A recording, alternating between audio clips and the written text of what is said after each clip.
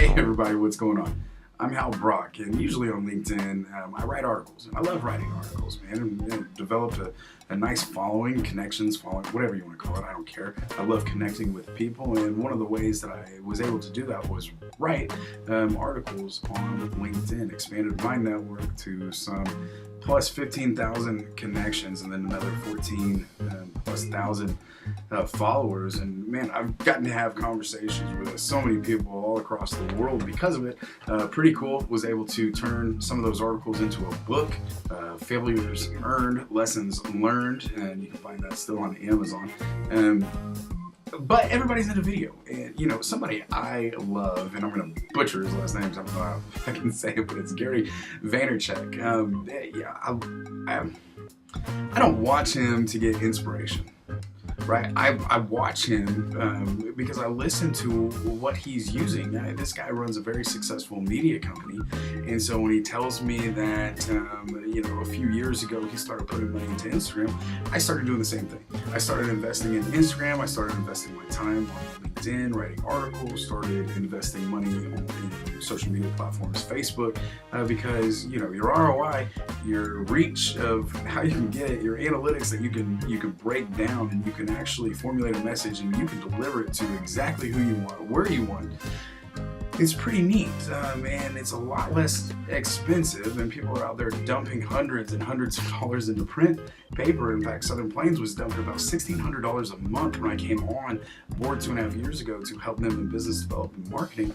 It's one of the things that I dropped it. We now do hardly any print publications. Every now and then, we live in rural communities, so I will send press releases, obviously, to print, and every now and then I will go ahead and drop 1 week advertisement, depending on it. I know if it's a big sports weekend in that rural community, yeah, maybe I will drop. Or if there's a auto show or a big festival in one of our rural communities that we serve, yeah, that's the time, to go into print. We do some billboards, but we do radio because it is local. It's a local radio station, so the employers allow their employees, literally I'll walk into 20 businesses. If I left my office right now, went downtown Chickasha, walked into 20 businesses, they're still listening to cool 105.5 FM, so I do invest in that. But definitely start following Gary, some of his advice, and then, making it your own, doing your own thing. Hey, look, you don't have to invent the wheel.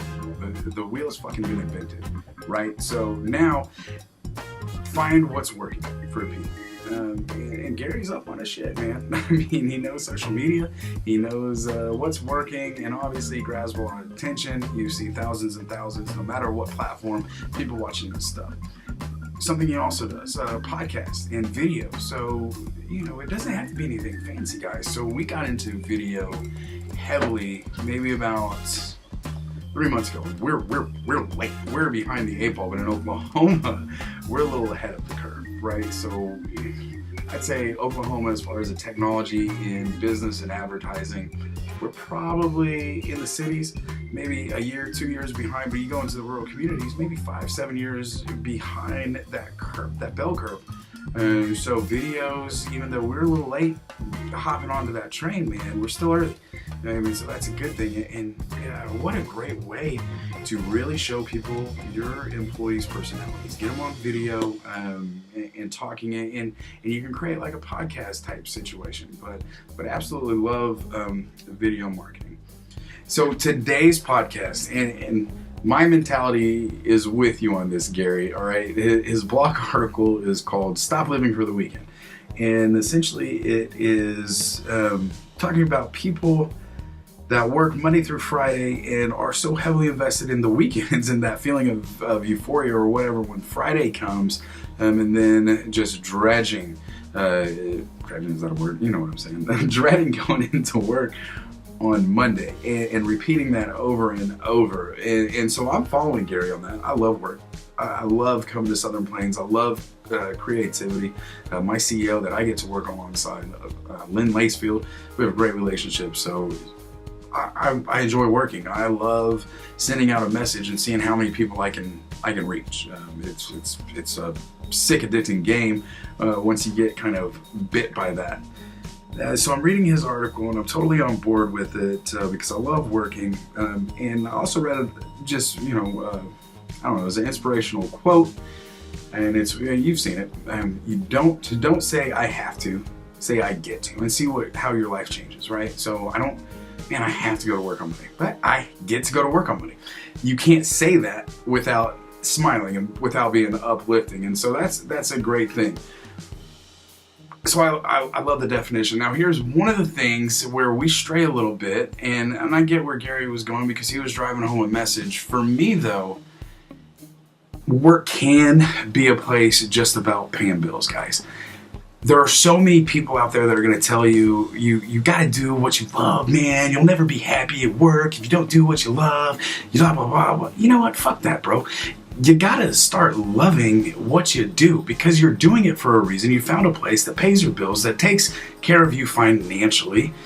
So invest in that theory as opposed to it having to be something that you already love, a preconceived notion. People are allowed to change. People are allowed to grow into positions and love what they're doing now.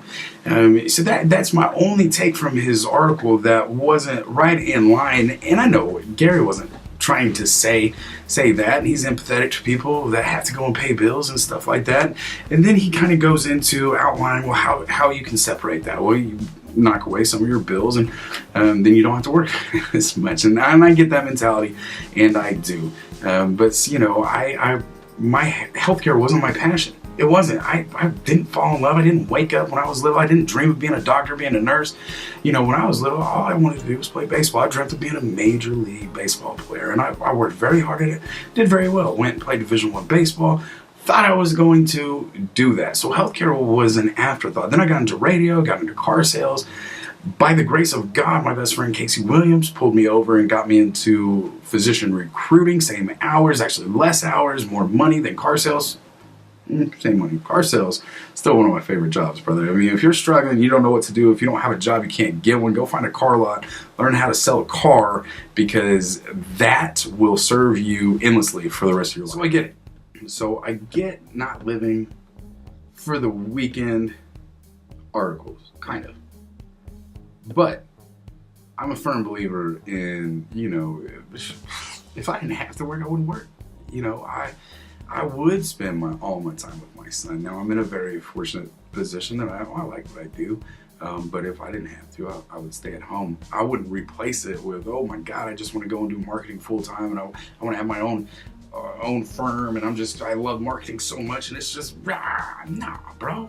No, and you don't either. If you were making more than the $250K that you were making a year, brother, Gary wouldn't be making these damn videos. If he was worth a couple of millions now, he would be making videos, but probably with a different spin and probably just to make more money, right?